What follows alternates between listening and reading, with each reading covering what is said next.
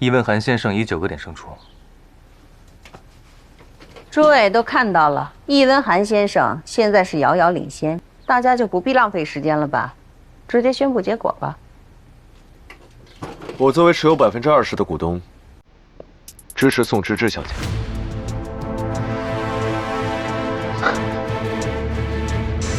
季白间，群星珠宝的股东会不欢迎外人。今天这个会属于宋芝芝小姐，同样也属于我的未婚妻，还有你刚才说的季红集团的股份。抱歉，我说的持有20%的股份，说的是群星珠宝。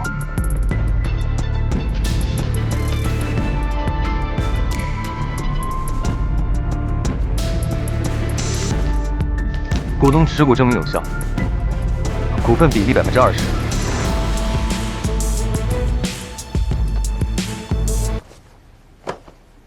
我代表群星集团叶太婷董事长宣布他的投票。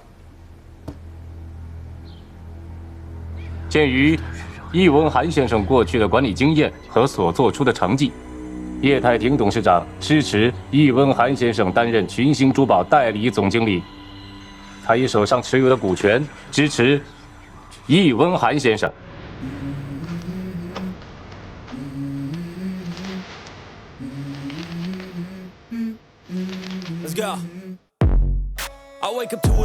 叶董事长用12个点支持易文涵先生。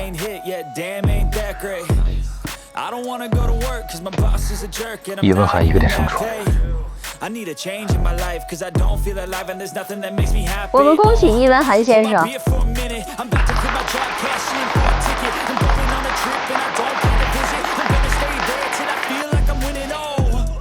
等一下。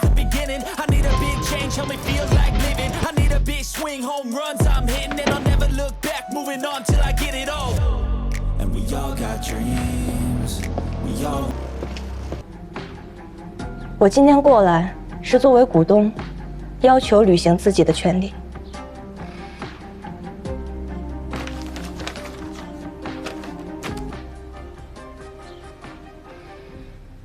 相信大家最近对我的丑闻都有所耳闻吧？还有更可笑的事儿呢，我妈根本就不是我妈。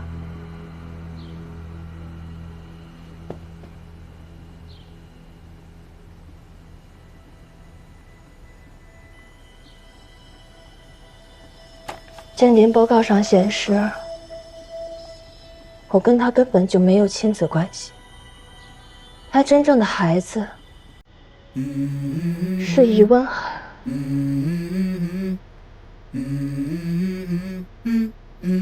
Let's go. I wake up to a little bit of drool on my pillow, feel like it's gonna be a bad day. Yeah, I'm tired of shit, and the coffee ain't hit yet. Damn, ain't that great. 是他用来给他真正的孩子夺权用的。你小匪，你不要胡说八道！Hold my beer for a minute. I'm about to quit my job, cash in for a ticket. I'm going on a trip and I don't plan to visit. I'm gonna stay there till I feel like I'm winning all. And this is just the beginning. I need a big change, help me feel like living. I need a big swing, home runs I'm hitting and I'll never look back. Moving on till I get it all. 但错了就是错了，我为我之前的错误向大家道歉。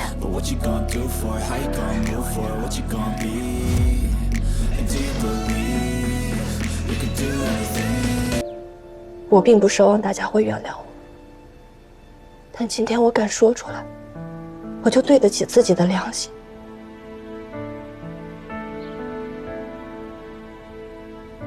在我人生中最迷茫、最无助的时候，是宋芝芝不计前嫌地帮了我，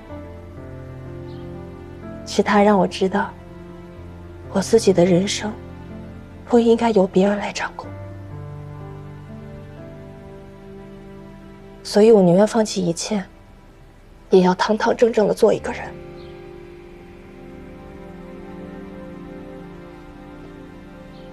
我决定用我手上2%的股权支持我姐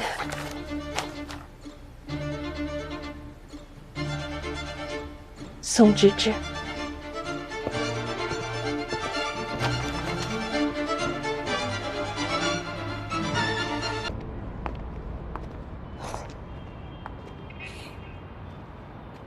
你怎么了？没事，就是想走走。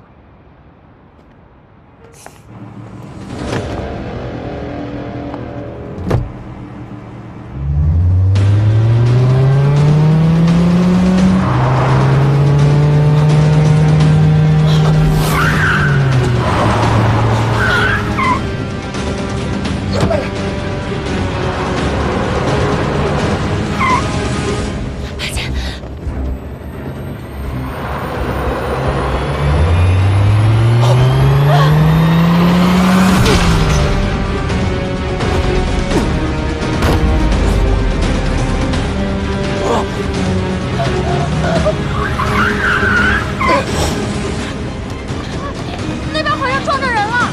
这儿啊！啊！快看看！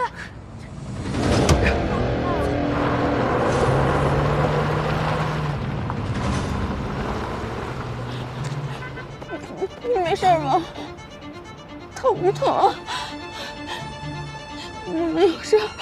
你不是说还要照顾我的吗？这是你没事就好。医生，医生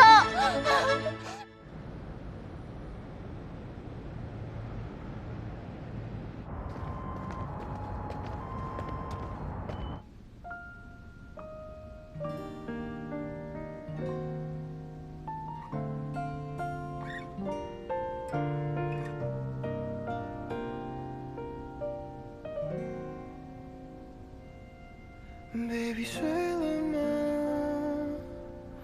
别回答，只剩下一个曾经和你的对话。Baby 变了吗？也没差，存在一个梦境，还有你的想象，不会再说什么陪在我身边，就算折磨也陪在你身边，就好像是错觉。你醒了，你都已经昏迷好几天了，没事吧？现在？警察已经在通缉抓捕伊文涵了。醒了。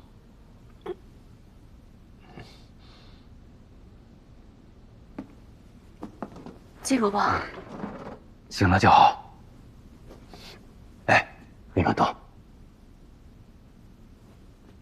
芝芝啊，练的这几天都是你在照顾白洁，真的是辛苦你了。不早了，回去歇着吧。嗯，那我明天再来看你。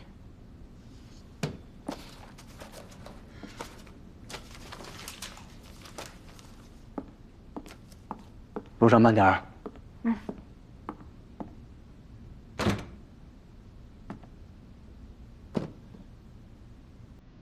爸，我前几天在嵩山边房前听到了他跟叶太庭的谈话，他们聊到了那批原石，但从聊天内容上来看，应该不是嵩山干的，反倒是叶太庭。叶太庭，我查了他这么多年，也没有任何证据。现在所有的线索都是指向嵩山。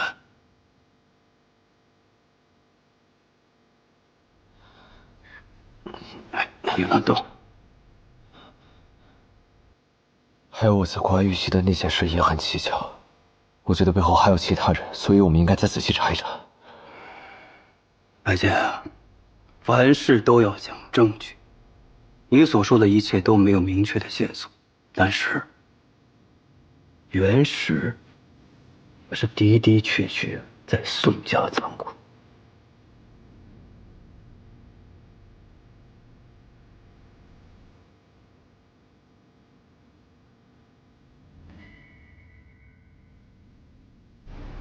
弃车保帅，意料之中。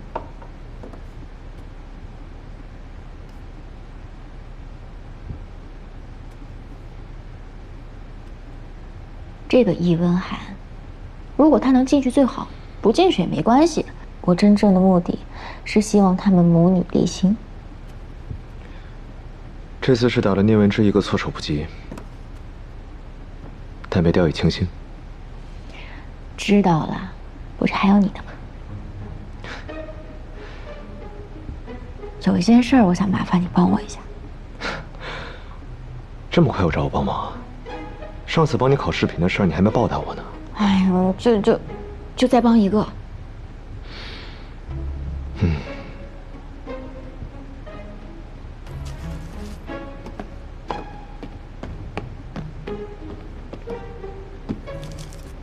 这个茶叶是我爸每天要喝的，之前都是他的秘书刘自忠帮他泡的。刘自忠是我爸的左膀右臂，跟了他20多年了，我爸非常信任他，但是我总觉得有点不放心。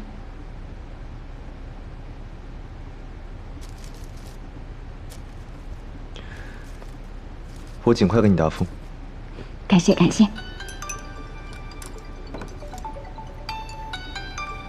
喂，怎么了？喂，老季。对不起对不起。我帮你擦，我帮你擦。没事，我自己来，我自己来。你别。罗季，你俩在干嘛呢？罗季，什么情况啊？我先走了。没跟你说。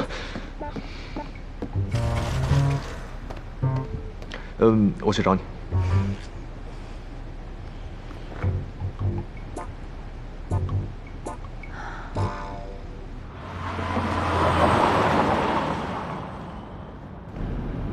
你不是套话去了吗？怎么这电话里边我听着有点不一样的内容呢？老季，不对啊，不对，你这神情不对，快跟我说说。你说宋芝芝，你俩我没有。我问什么了啊？心虚了是不是？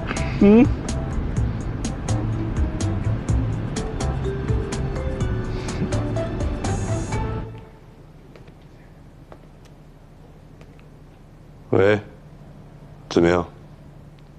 你该回来了。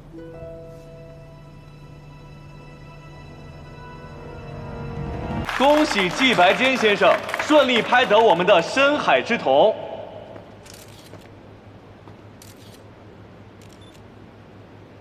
干嘛呀？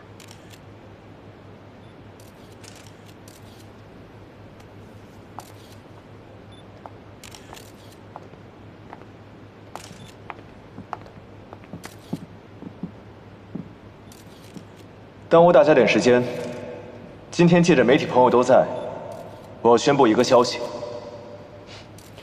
我要向宋芝芝小姐公开求婚。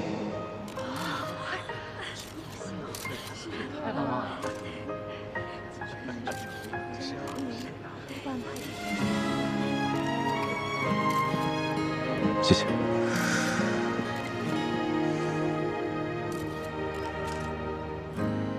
忘记了多久的光景，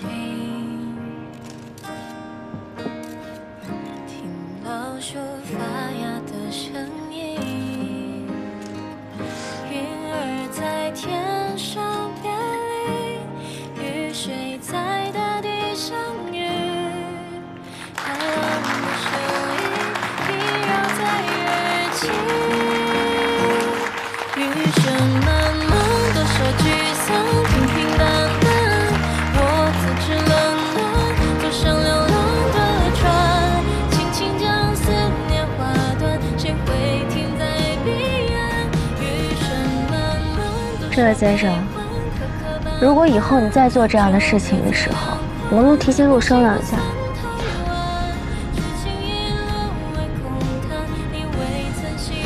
你注意安全。你是担心这个戒指的安全吧？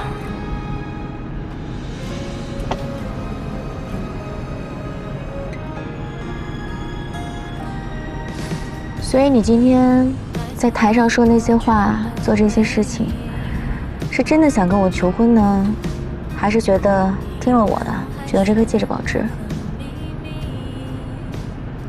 怎么想都可以。这款戒指我第一眼看到它就觉得它很不错，所以不管怎么样，今天我们从各个角度来说配合的都不错。这枚戒指是我母亲生前最后的设计，所以我说，我是为我自己拍的。当然，现在它属于你了。那这枚戒指太珍贵了，还给你。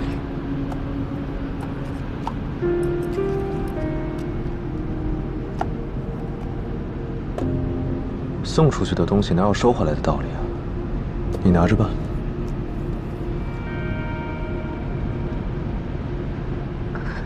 我不能收，这枚戒指是你和你妈妈的回忆，所以你要好好保存着。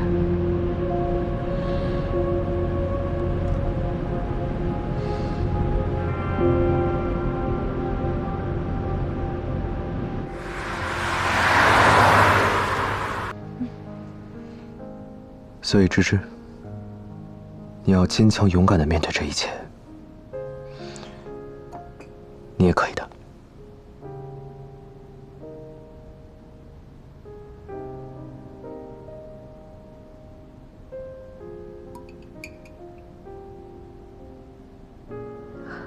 我要是像你这么优秀就好了。如果你有需要，我一定帮你。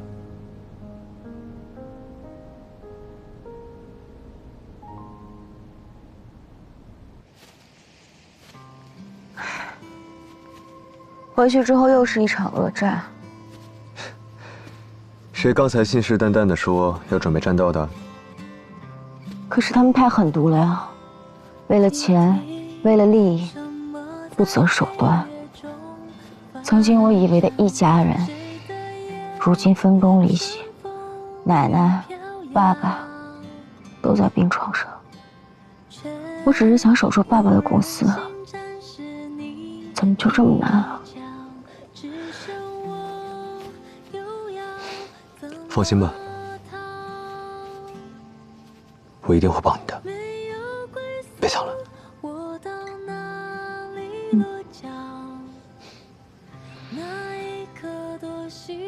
你看，今天晚上的星星真多。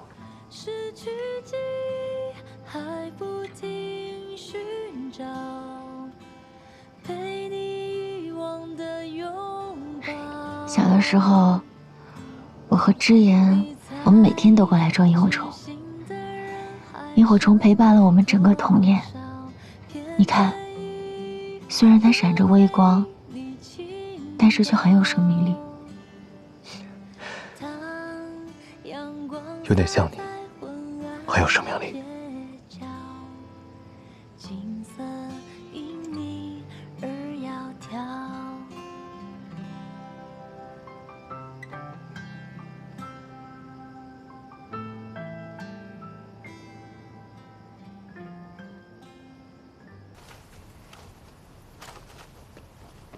芝芝，这些活给我来干。哎，芝芝，这是老太太让我转交给你的。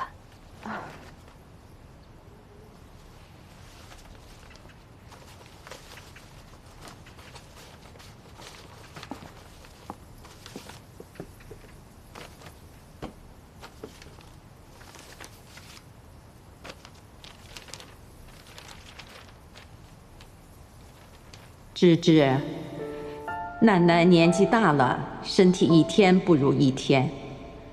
你爸爸身体也不好，芝妍又有些任性。你也是个可怜的孩子，打小就失去了妈妈。那个聂文之，我能看出来，他心思不单纯。奶奶在的时候还能护着你，如果哪一天奶奶没有办法保护你了，就只能委屈你挑起这个家的担子了。虽然奶奶真的希望你永远能当个无忧无虑的孩子，永远不需要打开这封信。奶奶怕有意外，所以提早把股权转让书预备好，给你留着。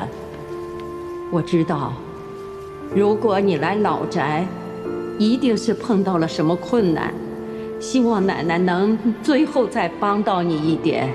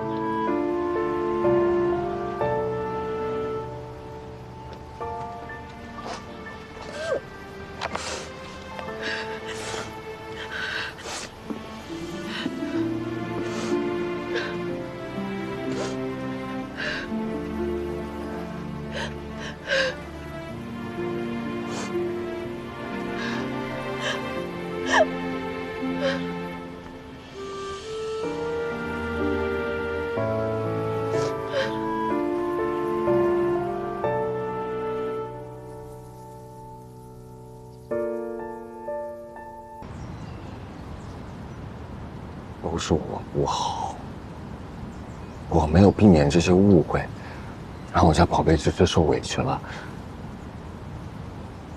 芝芝，我向你保证，以后绝对不会再次发生这种事情。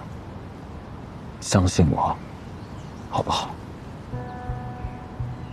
我要是不相信你，我就不会来了。芝芝，让我们重新开始，好吗？可是，你知道的，爸爸，他一直不同意我们在一起，他觉得你配不上我。再加上这一次出这么大的事儿，我怕他……明白，我都明白。不如这样，群星珠宝最近有个设计大赛，我要是能在这次大赛上拿得冠军，是不是就能向国父跟全世界证明我自己？如果你拿了冠军，爸爸一定会对你刮目相看的。这次大赛我倒是挺有信心的。可是芝芝，你这次也不打算参加吗？我就不去了。那我这次的参赛作品，我会帮你的。如果你需要的话，我会像以前一样帮你。你让我帮你画的画稿。什么你的我的？你知不知道我每一天我都在忍辱负重，知不知道？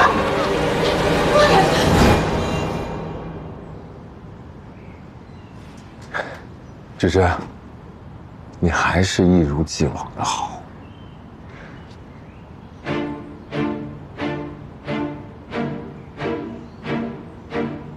文涵，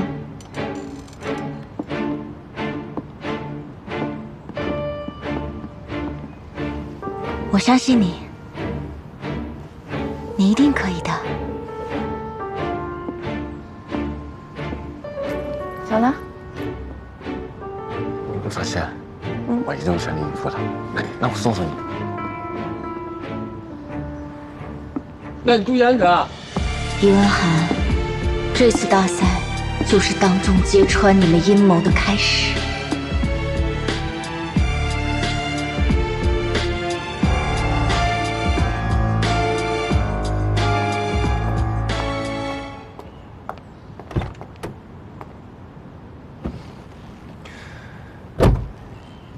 看来这宋小姐很喜欢家里红旗不倒，外面彩旗飘飘啊。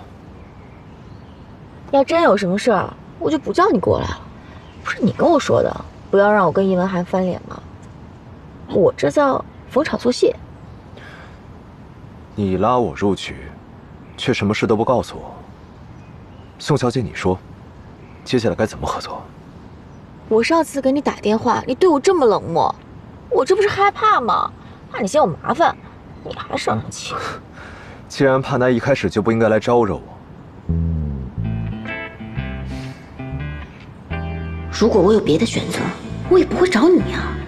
什么人呢？哎，算了算了，我忍。对不起，我错了。下一次，我一定事事都跟你商量，好吗？这还差不多。说吧，宋小姐找我什么事啊？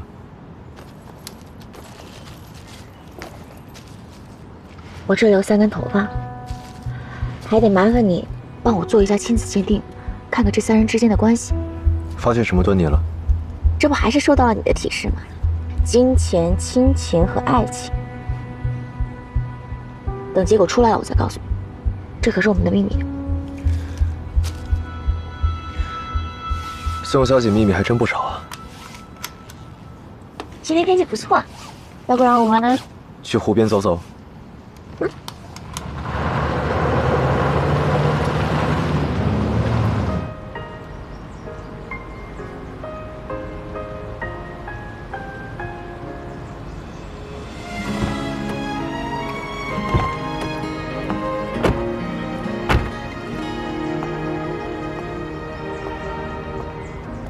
是不是荒漠也有四季？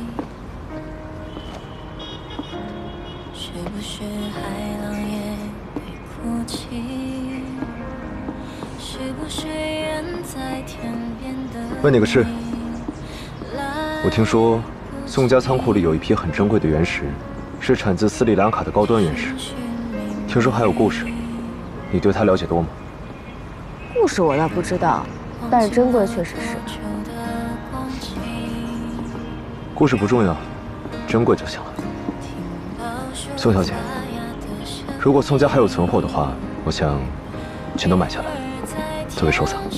哦，不过我们公司应该是有专门采购原石的部门吧？这应该属于商业机密，平时我也很少过问。不过呢，如果要是我的未婚夫，你想知道的话，我倒是可以找人帮你问问。行，见货加银。不过相对于宝石，我更喜欢它的设计。当然，宝石再好，设计不好一样不值钱。而且我最近对一个名叫安妮的海外设计师特别感兴趣。你为什么会对他感兴趣啊？明知故问。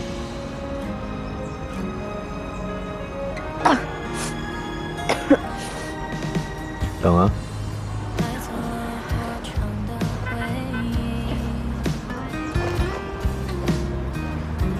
把衣服穿上就不冷了。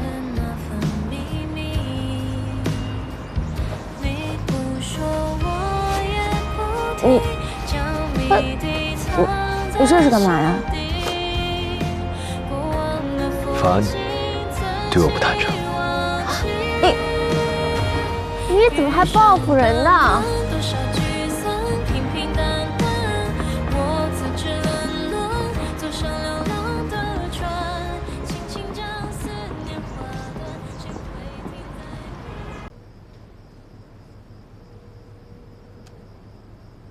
喂，是我最亲爱的未婚夫吗？你在忙吗？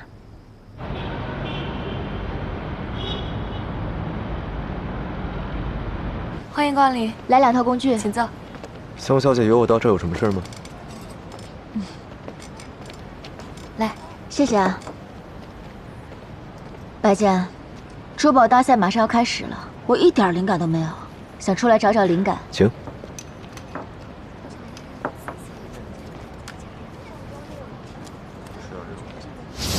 别忘了你去宋家的使命。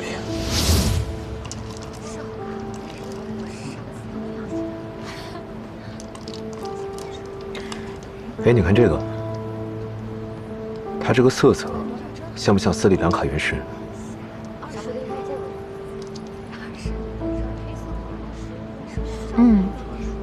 是有点像，但质感可差远了。你怎么对那批原石这么感兴趣啊？没事，随便问问。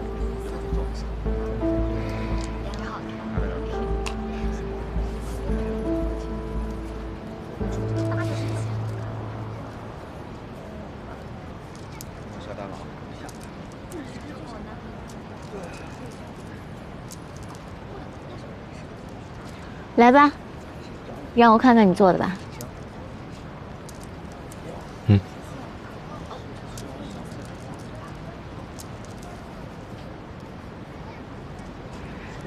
你只用这2个颜色，就能设计出这么清新脱俗的作品，还不错啊。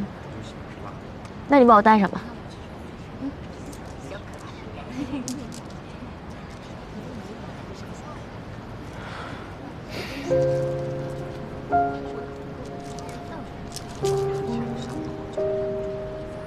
接下来，看看我给你设计的。极简的黑白配色，稳重、深沉，不简单，挺适合你的吧？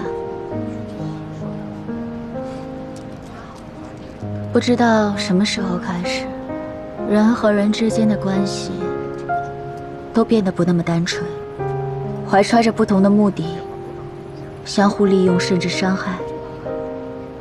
季先生，您觉得您是什么样的人呢？3、2、1，时间到，比赛结束，辛苦各位设计师们。好的，在我们礼仪小姐收取完画纸之后呢，我们的屏幕上一会儿会显示我们全场的各位选手的作品。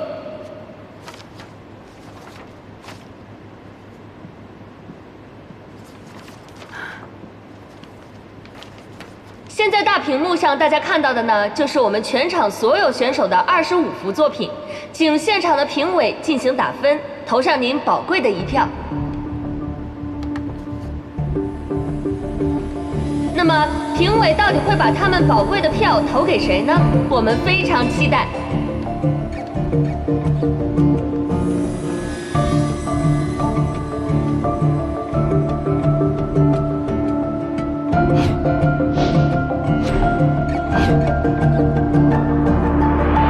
好的，我们的投票结果已经出来了。我们现场有2位设计师获得了相等的票数，他们就是安娜选手和易温涵选手，鼓掌。好，恭喜2位选手。那么接下来呢，我们将把权力交给我们的评委席，看看冠军究竟花落谁家。怎么可能打平？你们很明显就是群星珠宝的人，刚才出的题目是不是早就串通好了？我要曝光你们！你少血口喷人了，人家宋小姐的设计是个明眼人都能看出来，比易温涵强100倍，甚至都能和安妮媲美了。好你个宋芝芝，既然我拿不到，不用投票了。芝芝，这个冠军既然你想要的话，我就让你。毕竟我也知道，比赛会有很多黑幕。我不在乎输赢，我在乎的只有你。让给我。黑幕，你难道忘了吗？你初赛的作品就是抄袭我的。如果没有我的话，你连参赛的资格都没有。大家可以看大屏幕，左边的是我高中时期的作品，右边的是易温涵先生初赛的参赛作品。这个相似度一目了然吧？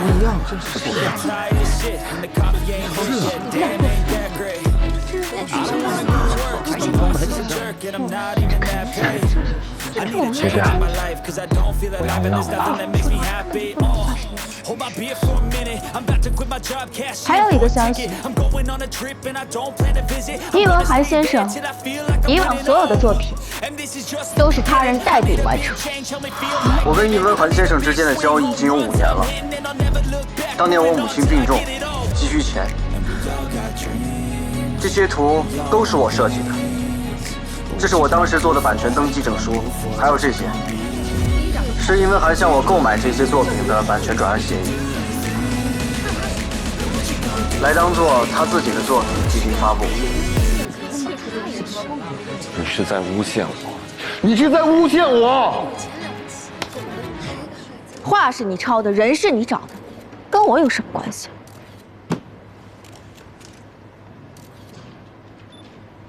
易文涵，我宋家待你不薄，你竟然如此道德败坏！从此刻起，取消易文涵本次大赛参赛资格，暂停公司内部职务，听候调查处理。宋芝芝，这过分了吧？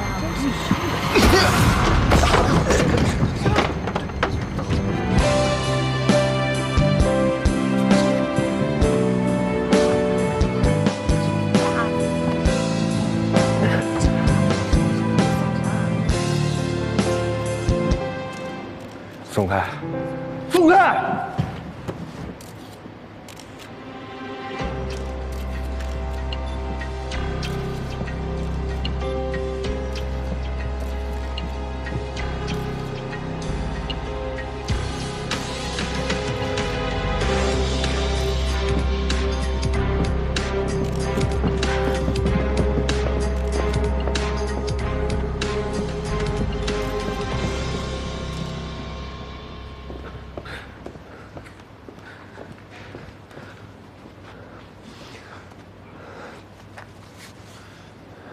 我被宋芝芝算计了。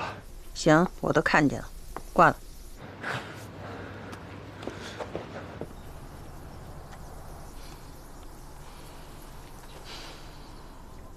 喂，你不是说安排好文涵拿冠军了吗？宋芝芝参赛和拿到文涵抄袭证据的事儿，都在你我算计之外。你不是说她没那么多心思吗？那是之前。小斐生日宴之后，我总感觉这孩子哪变了。那需要我做些什么吗？好好查查吧。我修剪了这么多年的小花，突然想按照自己的意志开花结果，我绝不允许。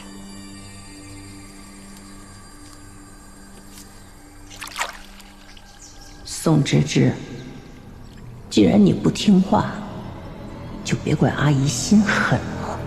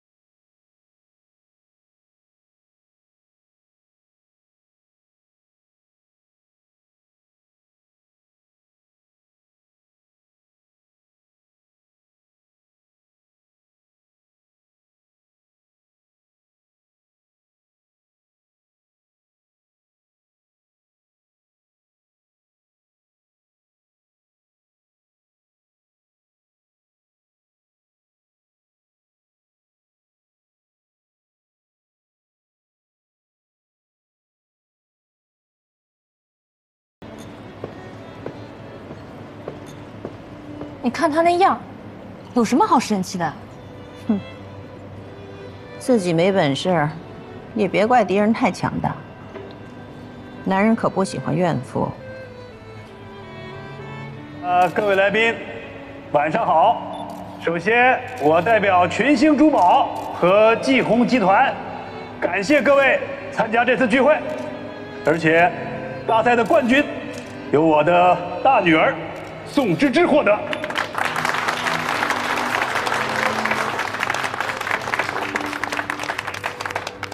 在此，我宣布，芝芝即将进入群星珠宝的设计部，还望大家以后多多支持。宋芝芝的冠军有内幕，来，散开！有黑幕，散开，放开！有黑幕，易文涵，这是什么地方能有胡闹？带出去！爸，你这样做，大家只会觉得有心虚。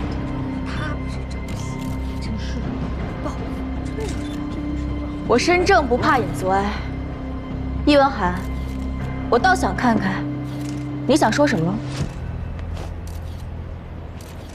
各位来宾，我有一件意想不到的事儿要告诉大家。指证别人的宋芝芝，才是真正的抄袭者。左边是宋芝芝本次大赛的参赛稿，右边是国际珠宝设计新秀安妮小姐早期发布在个人主页的随笔《初恋》，两者的相似度高达70%。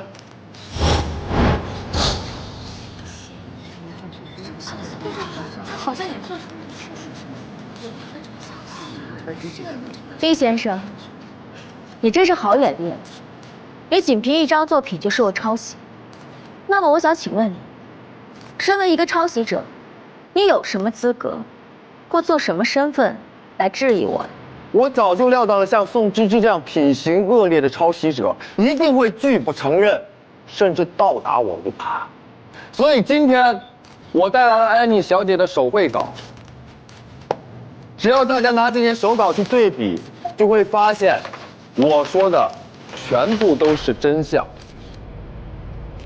来，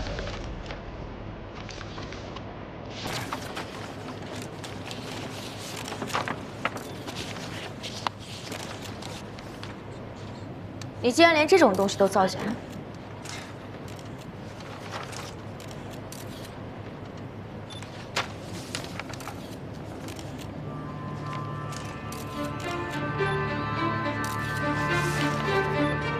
这些话怎么会是真的？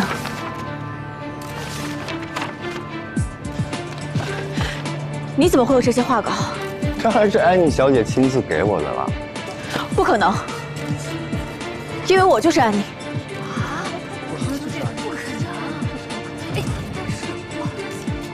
你就是安妮。本来我还想给你留一分颜面，没想到你这么厚颜无耻，那我就不客气了。今天我给你准备了一份惊喜，让我们有请安妮小姐。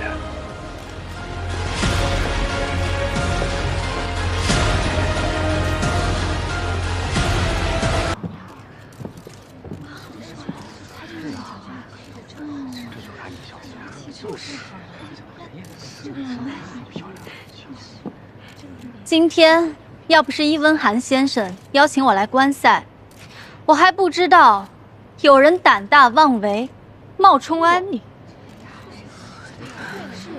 你到底是谁？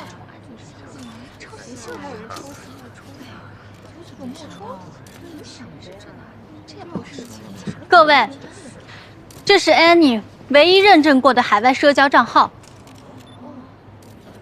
她的画稿以及新品都是通过这个账号进行首发的。哦，这个账号我知道，这是他平时发作品，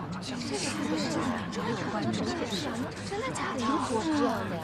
我知道了，他就是真的假的。安妮从不想抛头露面，但没有想到如今抄袭和造假如此猖獗，不得已只能用这种方式自证。宋芝芝才是假冒的。肯定是假冒的呀！这骗子，怎么能干这种事儿啊？真好意思！宋小姐，不要脸了！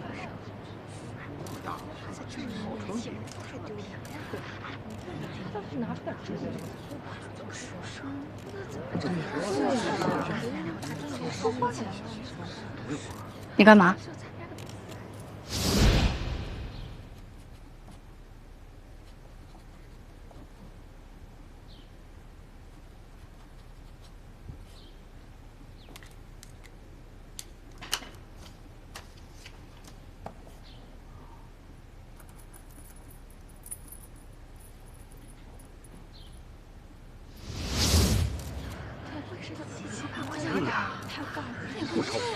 这条手链真的很衬你。你这话什么意思？新婚快乐！这条手链是我送你的新婚礼物，这枚戒指是你的回礼。安妮，是你，我们终于见面了。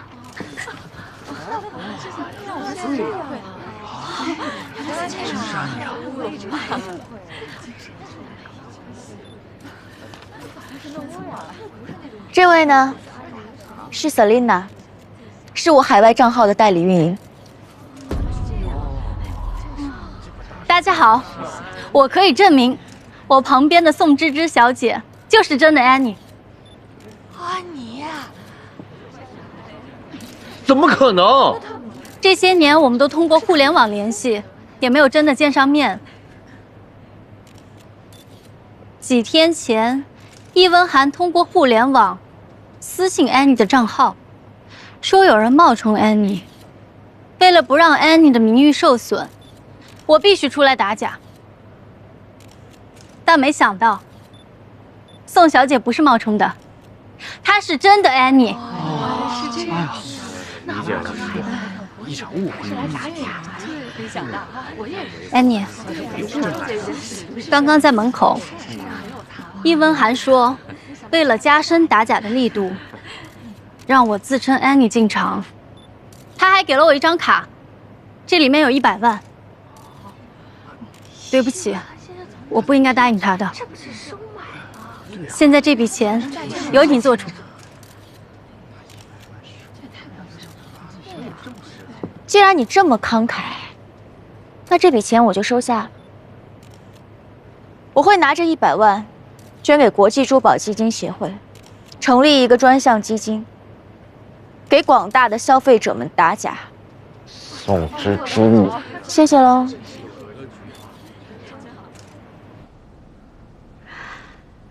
哎，不过今天当众打他们的脸，真的是大快人心，真爽。演得不错。这次比赛，我会故意模仿安妮的画风。易文涵这个小人，必然会怀疑我。我还刻意让他顺走了我的设计稿。以他的性格啊，他肯定会大做文章。你这招行啊，引火上身。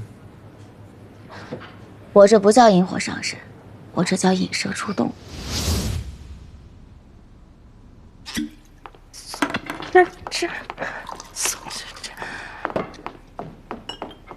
哥，你在设计世界辛辛苦苦打拼这么多年，好不容易积攒起来的名声，这下好了，全让他给毁了。谁能想到她是真的安妮？我今天居然自己打了自己的脸。可是为什么呀？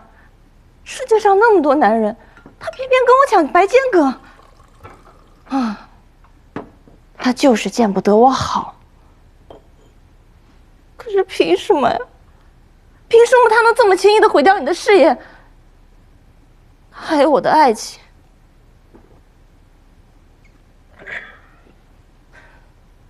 哥，这事儿你能忍，我可忍不了。忍不了又怎么样？妈说了，让我们最近别卿酒啊。可妈还说今天这事她调查了呢。那你看现在这样，让你这么丢脸。妈有时候说的也不一定全都是对的。对了，你上次给我的牛奶样本出结果了，牛奶没有任何问题。牛奶没有问题？怎么可能啊？我爸的体检报告上面显示，他血液里面有一种慢性兴奋剂，如果长期食用的话，有非常大的副作用，可能会导致成为植物人。我原本以为是牛奶里面的问题，可是怎么会？你上次让我检测的头发样本也出结果了，结果显示说，聂小斐跟易文涵还有聂文芝没有任何关系，但易文涵跟聂文芝是亲子关系。他们是母子？所以你到底在怀疑什么呢？哥，我现在只要一想起来宋芝芝以前被你治得服服帖帖的样子，我气儿都顺了。你想不想让事情恢复到正轨啊？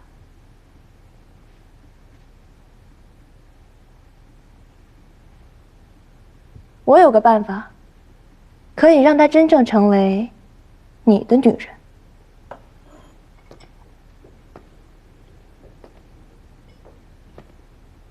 我的女人？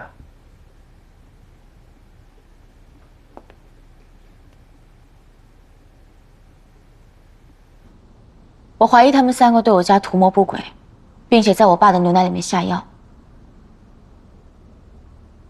我本来想拿着牛奶的鉴定报告当做证据给我爸看，但是事情跟我想的完全不一样。果然是当局者迷啊！你拆穿他们有什么用啊？你是想告诉所有人，聂文之跟尹文涵是亲子关系，让他们母子相认吗？还是说你想证明聂文之跟聂小斐是领养关系，然后去证明聂文之的善良？这对你有什么好处？你不能轻信任何人，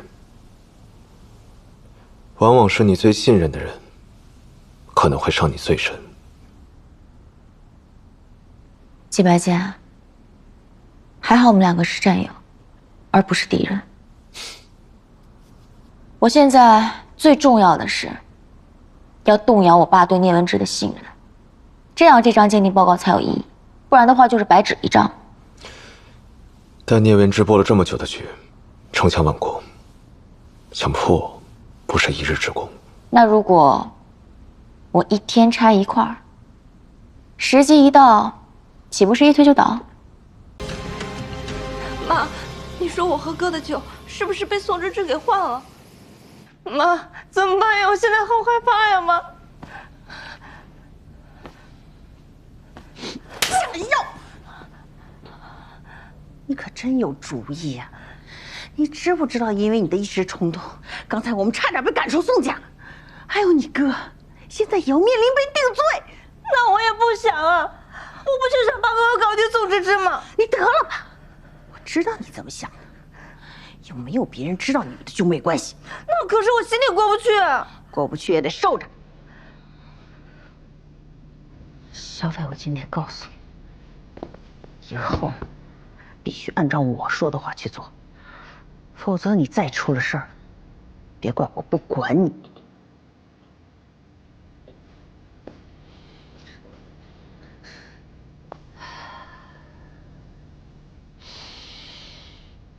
既然他们已经报警了，那肯定会有人找你们录口供。今天你就继续装昏迷。据我了解，这个迷药在人体内12小时就会代谢掉，再过几个钟头也差不多了。小斐，妈妈并不想打你，可你看今天这个形势，如果我不用苦情计，我们2个都没有好下场。今天的事情必须当成教训，牢牢记住。听明白了吗？以后不许再冲动行事。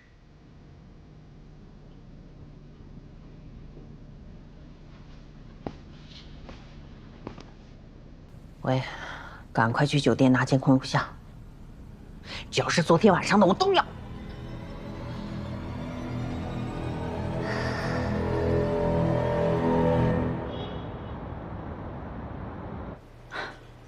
爸，你看，我们的报警声明一发出，现在网络舆论的导向就已经转变了。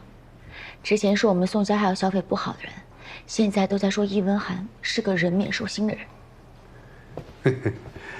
芝芝啊，这个事儿啊，你办得非常好。董事长，您喝茶啊。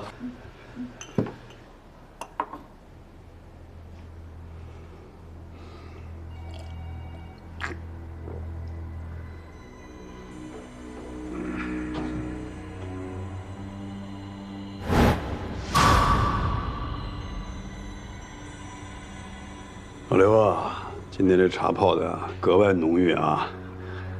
看您前几天因为小斐的事儿忙得够呛，特意给您多放了一些茉莉花，给您提提神儿。我就喜欢喝老刘泡的这个茶，这个茶我是一天不喝，就想这个味道。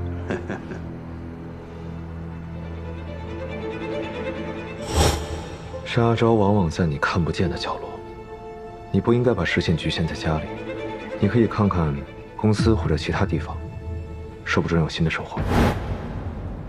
刘叔，这个茶是什么茶呀？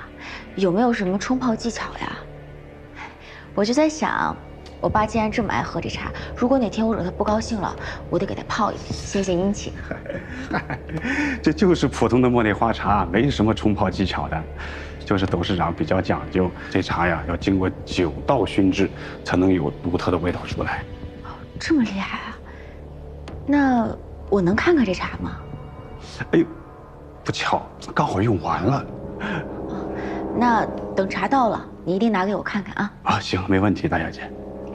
爸，那我先走了。哦，大姐您慢走。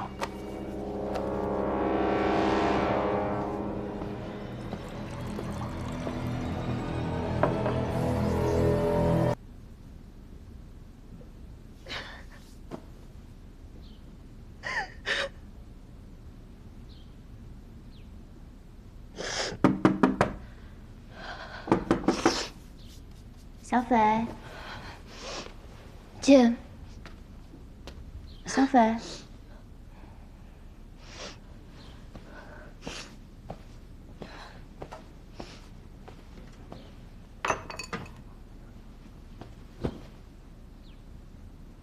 让我看看，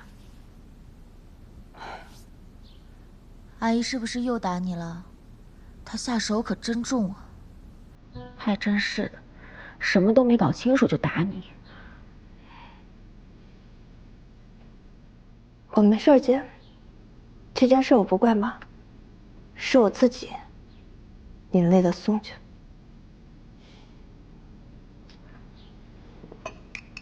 喝点粥吧。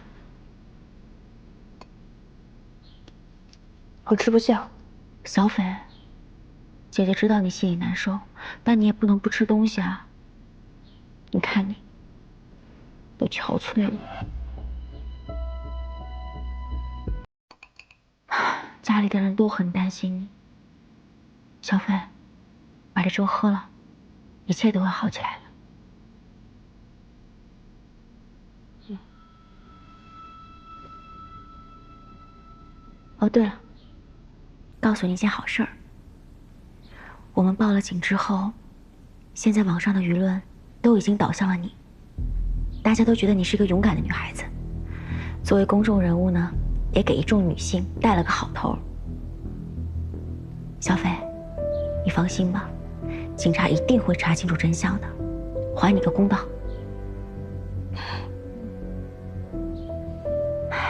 不过通过这件事情，我还挺感动的。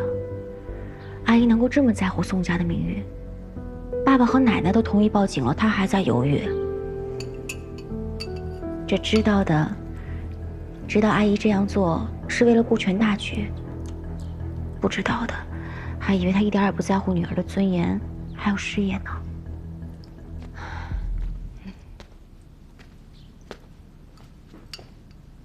芝芝在陪着小斐啊。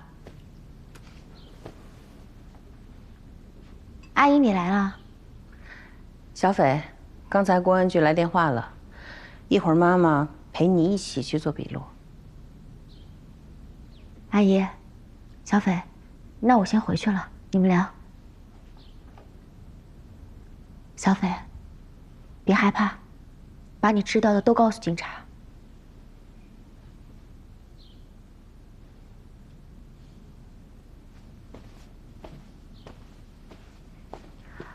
哦，对了，阿姨，我给小斐请了最好的律师。这一次，一定要让易文涵受到严惩。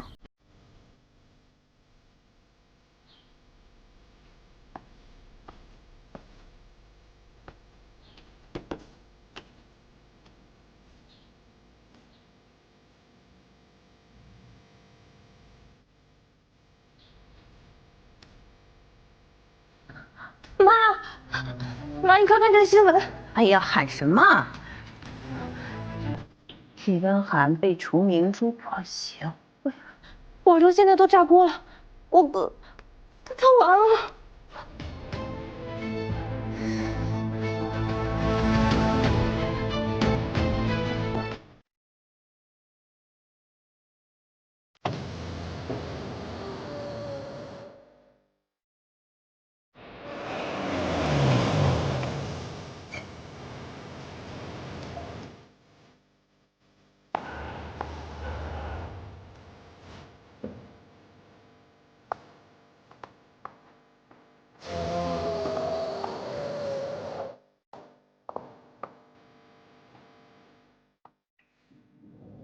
也不知道聂文芝现在的心情是不是像坐过山车一样。他听了我的话，一定觉得我想从那天的监控里查到点什么，还故意拖延小斐去警察局的时间。可趁这个时间，你刚好能帮我把真正的证物交给警察。指东大仙啊，做得不错。还行吧。如果我要是没有这么警觉的话，聂小斐今天的下场就是我的，你们季家也会受到牵连的。不过这不像聂文芝的风格呀。一定不是聂文芝做的，他不会这么轻易就让我翻盘的。我看到是像聂小斐和易文涵这两个笨蛋搞的，有这么两个猪对手，我们倒是轻松了不少。那恭喜宋小姐了。是恭喜我打这么漂亮的一仗。行，走吧。